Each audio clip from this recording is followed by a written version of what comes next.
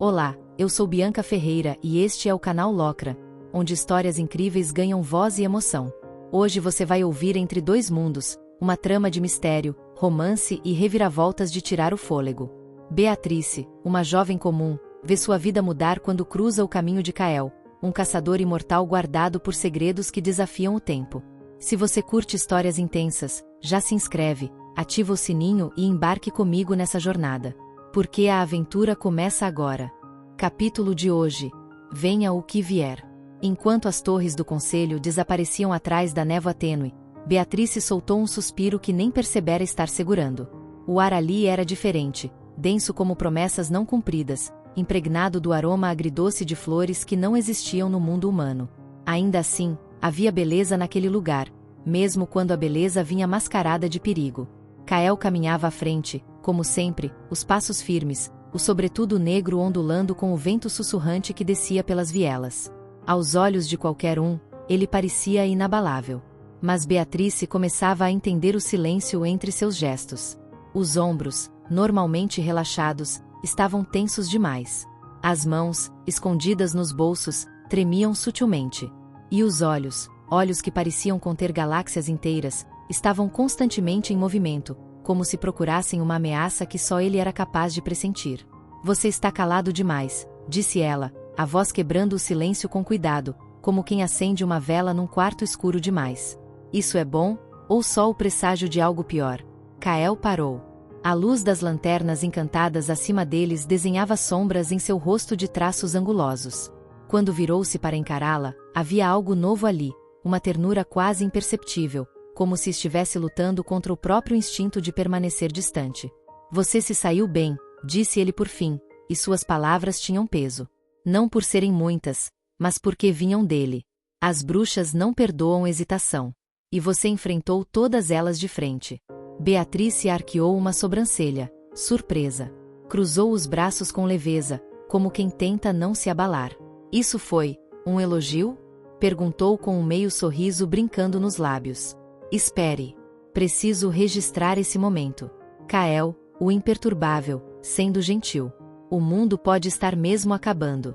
Ele esboçou um sorriso que desapareceu quase tão rápido quanto surgiu, mas não antes que ela ouvisse. Era como ver o sol aparecer por entre nuvens carregadas, raro, porém inesquecível. Não se acostume, disse ele, retomando a caminhada. Mas sim, foi um elogio. Você ganhou. Ela o seguiu, os passos ecoando no beco de pedra encantada. Foi então que ouviu uma melodia, leve como névoa, dançando entre as paredes vivas daquele lugar. A canção não parecia feita para ouvidos humanos. Era uma mistura de lamento e promessa, e havia algo nela que falava direto ao coração, mesmo sem palavras. Você ouviu isso? Murmurou ela, parando ao virar a esquina. Kael assentiu devagar. Está começando. E então, passaram por um arco esculpido em pedra antiga, como se o próprio tempo tivesse deixado ali sua marca. Além dele, estendia-se uma rua iluminada por lanternas flutuantes, cada uma pulsando com uma luz suave que parecia ter vida própria. Portas se abriam sozinhas para revelar lojas que não pareciam seguir as leis do mundo real, vitrines cheias de artefatos que mudavam de forma sob o olhar, escadas que levavam a lugar nenhum, sussurros vindos de espelhos opacos. Beatrice parou, maravilhada. Que lugar é esse? A voz de Beatrice soou baixa, quase reverente, como se temesse quebrar a magia ao redor. Seus olhos vasculhavam cada canto, absorvendo a tapeçaria viva daquele lugar. Portas de madeira escura entalhadas com runas que cintilavam em tons dourados, como se respirassem sob a luz tênue. Vasos de cerâmica que brotavam pequenas plantas em movimento lento, serpenteando pelas fendas das pedras como se procurassem segredos perdidos. Kael parou sem aviso diante de uma vitrine esculpida em cristal lapidado. Atrás do vidro ondulado, pedras preciosas pulsavam como corações vivos, mudando de cor conforme o olhar se detinha nelas, uma dança hipnótica de luz e sombra. Ele olhou por cima do ombro, os olhos de âmbar suavizados por uma estranha nostalgia. Este é o mercado entre mundos, disse ele. Onde o que é real se dobra, e o que é impossível se revela. Tudo pode ser encontrado aqui. Mas nada vem sem um custo. Beatrice franziu a testa. As pedras ainda prendiam seu olhar, tão belas quanto perturbadoras. Um custo? Você quer dizer, dinheiro? Kael balançou a cabeça. Um sorriso seco apareceu em seus lábios, mas não tocou seus olhos. Aqui, o ouro é só mais uma ilusão. As moedas que pagam neste mercado são outras. Lembranças queridas, medos esquecidos, convicções que sustentam quem você é, fragmentos da alma, às vezes. As trocas são justas, mas justiça não é sinônimo de misericórdia. Um arrepio subiu pela espinha de Beatrice. O ar parecia mais denso agora, como se o próprio lugar a observasse. Ela desviou o olhar das pedras e seguiu Kael, que voltou a caminhar com passos calmos, como quem já conhecia bem as armadilhas daquele lugar. Quando viraram uma curva estreita, o mercado principal ficou para trás, substituído por vielas menos iluminadas.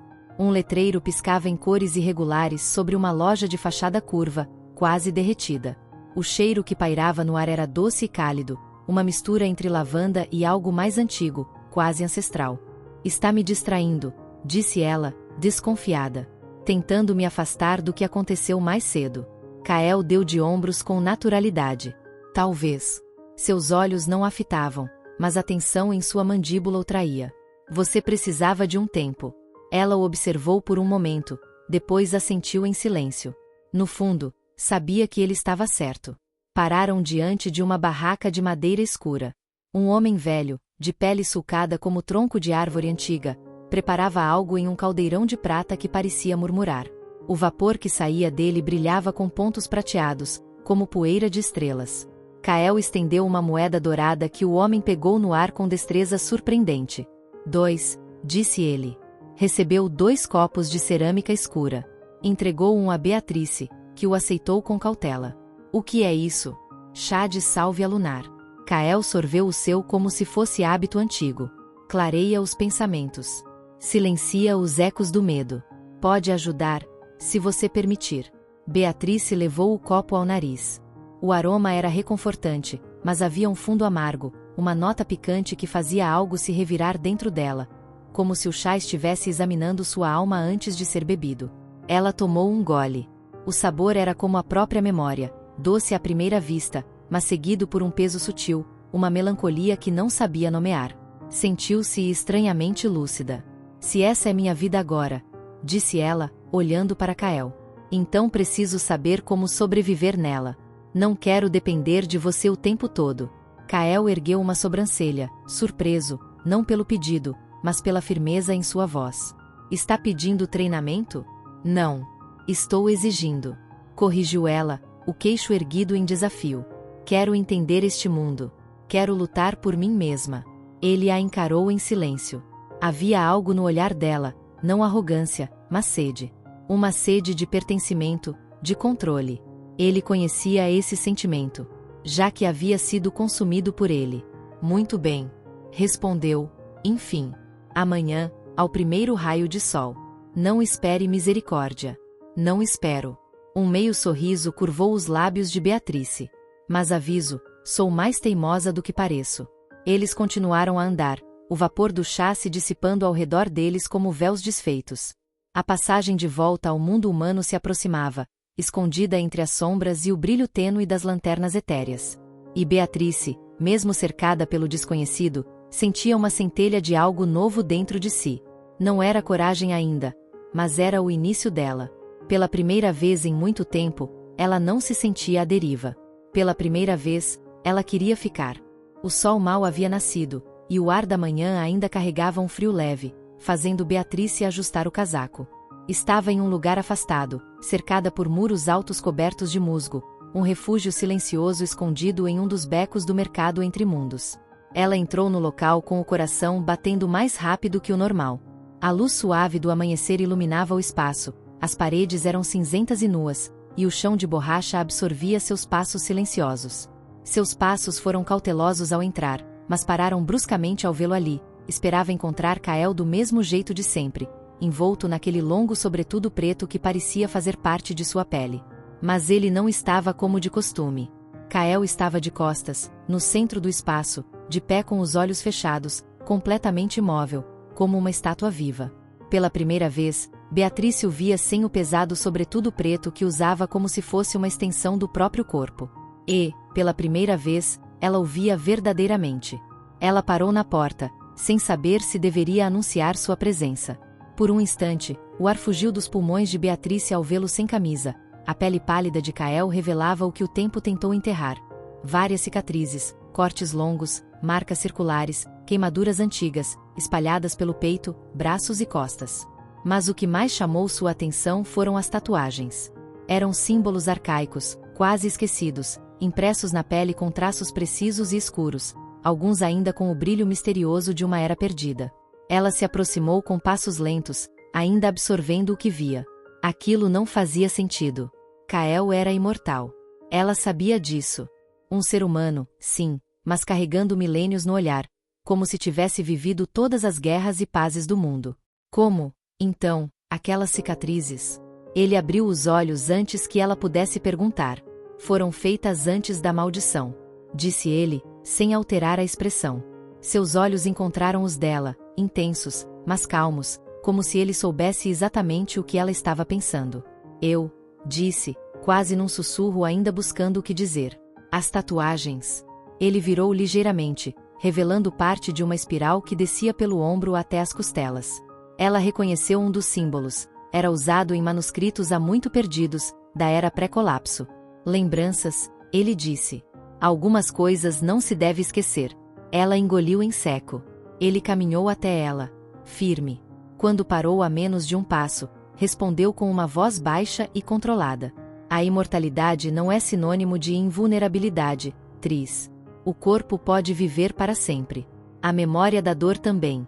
Ela desviou os olhos por um momento, envergonhada por encará-lo tanto. Você esperava o quê? Perguntou ele. Que o tempo não deixasse marcas. Até imortais possuem marcas. Eu só pensei que...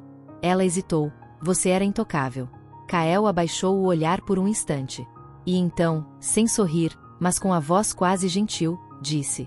Todo ser que vive o suficiente aprende que as piores feridas não são as que marcam a pele. O silêncio pairou entre os dois como uma verdade pesada demais para se quebrar.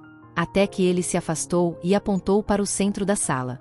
Achei que ia desistir, disse ele, buscando trocar de assunto, a voz baixa mas cheia de expectativa. Ela franziu a testa. Nunca subestime uma advogada teimosa, retrucou Beatrice, balançando a cabeça e cruzando os braços. Além disso, se vou estar metida nesse seu mundo louco, é melhor estar preparada. Kael sorriu de canto nos lábios. Vamos começar com algo mais simples. Não adianta colocar uma arma nas suas mãos se você não sabe como usá-las. Primeiro, você precisa entender seu corpo, seu equilíbrio e como se mover. Ele caminhou até o centro da sala e fazendo sinal para que ela o seguisse. Beatrice suspirou, tirando o casaco e o jogando sobre o banco antes de se posicionar diante dele. Tudo bem, professor Kael. Por onde começamos? Kael inclinou a cabeça, claramente se divertindo com a provocação. Ele levantou as mãos, sinalizando para que ela imitasse sua postura. Primeiro, os pés. Se você estiver mal posicionada, qualquer golpe, por mais fraco que seja, vai te derrubar. Afaste os pés na largura dos ombros. Isso, agora dobre ligeiramente os joelhos. Pense em você como uma árvore com raízes profundas. Beatrice ajustou sua postura, sentindo-se um pouco ridícula, mas Kael deu um aceno aprovador. Agora, ataque, disse ele de repente. O quê? Beatrice piscou, confusa. Tente me atacar, repetiu Kael, dando um passo para trás e levantando uma das mãos em um gesto provocativo. Vamos lá. Me acerte. Você está falando sério? Muito sério. Se você não tentar, não vai aprender. Beatrice estreitou os olhos, desconfiada, mas decidiu não discutir. Ela deu um passo à frente e tentou dar um soco em Kael. Ele desviou com facilidade, movendo-se como se o golpe fosse nada mais do que uma brisa. Antes que ela pudesse recuar, ele segurou seu pulso, girando-a suavemente para fora do equilíbrio. Em um instante, ela estava com o joelho no chão. Você é previsível, disse Kael, soltando-a e recuando. Se eu consigo ver seu golpe chegando de longe, qualquer inimigo também vai. Beatrice bufou, levantando-se e espanando a poeira das calças. Ok, então o que eu deveria fazer? Kael deu um passo à frente, sua presença tão próxima que Beatrice teve que inclinar a cabeça para olhar para ele. Ele pegou sua mão, posicionando-a de forma diferente. Nunca entregue sua intenção, disse ele, sua voz baixa e controlada. Seus olhos, seus ombros, até sua respiração. Tudo isso entrega o que você vai fazer. Um bom lutador sabe como esconder isso. Confunda o oponente. Beatrice engoliu em seco. A proximidade dele, o calor que irradiava de sua pele, a fazia esquecer por um momento que isso era um treinamento. Tente de novo, disse ele, dando um passo para trás. Ela respirou fundo, concentrando-se. Desta vez, fingiu que iria golpear com a mão direita, mas mudou para a esquerda no último segundo. Para sua surpresa, Kael teve que desviar mais rapidamente, seus olhos brilhando com uma mistura de surpresa e aprovação. Melhor, admitiu ele, dando um pequeno sorriso. Mas você ainda tem muito a aprender. Alguma vez você vai simplesmente dizer ótimo trabalho, Beatrice? Perguntou ela, colocando as mãos nos quadris. Kael riu, um som raro que fez o coração dela acelerar. Talvez, quando você conseguir me derrubar. Mas não espere que seja tão fácil. Eles continuaram por horas, Kael ensinando os movimentos básicos, como bloquear, desviar e manter o equilíbrio. Embora fosse exaustivo, Beatrice começava a sentir algo novo, confiança. Ela sabia que ainda tinha um longo caminho pela frente, mas, com Kael ao seu lado, o desafio parecia menos intimidante. Quando o sol estava alto no céu, Kael finalmente baixou a guarda, indicando que era hora de uma pausa. Você fez bem hoje, disse ele, entregando a ela uma garrafa de água. Melhor do que eu esperava, na verdade. Beatrice aceitou a garrafa, erguendo uma sobrancelha. Isso foi outro elogio? Estou acumulando vitórias hoje. Kael sorriu, recostando-se contra o muro. Não se acostume. Ainda temos muito trabalho pela frente. Beatrice tomou um gole de água, olhando para ele por cima da garrafa. Apesar do cansaço, ela sentiu uma faísca de excitação. Havia algo na forma como Kael a desafiava, como ele acreditava que ela podia fazer mais, que a fazia querer provar a si mesma. E, enquanto ele a observava com aquele olhar misterioso, ela percebeu que talvez houvesse mais naquele treinamento do que apenas aprender a lutar. Um dia depois. A chuva continuava a cair em Tóquio, a cidade envolta em uma cortina de névoa e mistério. O vento cortava as ruas, e as luzes dos postes tremeluziam com o ritmo constante da tormenta. Beatrice estava no prédio do escritório, com as mãos apertadas ao redor de uma xícara de café frio, tentando processar os eventos que haviam se desenrolado nas últimas horas. Cada memória recente parecia uma engrenagem se encaixando em uma máquina prestes a explodir. Ela sabia que o tempo estava se esgotando. A investigação contra Nakamura havia chegado a um ponto crítico, e a presença de Kael, com sua calma tensa, apenas reforçava essa sensação. Beatrice olhou pela janela, sentindo o peso da responsabilidade esmagá-la. Nakamura estava se preparando para algo terrível, e ela precisava agir antes que fosse tarde demais. A porta do escritório se abriu com um estalo, e Ryan entrou com a expressão mais sombria que Beatrice já vira. Ele se aproximou rapidamente, os olhos fixos nela. Beatrice, temos problemas. Sua voz era baixa e tensa, e o coração de Beatrice deu um salto. O detetive Saito, ele nos traiu. Aquelas palavras caíram sobre Beatrice como uma lâmina afiada, cortando a linha entre a realidade e o pesadelo. Ela levantou-se da cadeira, seus instintos de advogada se ativando, mas não havia nada a fazer agora. A verdade estava diante dela, nua e crua. O que ele fez? Beatrice perguntou, a voz firme, mas com a atenção de quem sabia que o mundo estava prestes a desmoronar. Ele nos entregou, respondeu Ryan, a raiva evidente em sua expressão. Nakamura sabe tudo. Ele sabe sobre nossa investigação, sobre o que estamos tentando impedir. E agora, não estamos mais seguros. Beatrice sentiu o chão se abrir sob seus pés. A aliança que ela havia começado a formar com a detetive Reiko, as investigações no submundo, tudo isso estava prestes a ser destruído. Kael havia alertado sobre o policial corrupto, mas ela subestimou o risco. Antes que pudesse processar mais, o telefone de Beatrice vibrou, cortando o silêncio pesado. Ela olhou para a tela e viu um número desconhecido. Hesitou por um momento antes de atender. Senhorita Carter, disse uma voz familiar do outro lado da linha. Era Saito.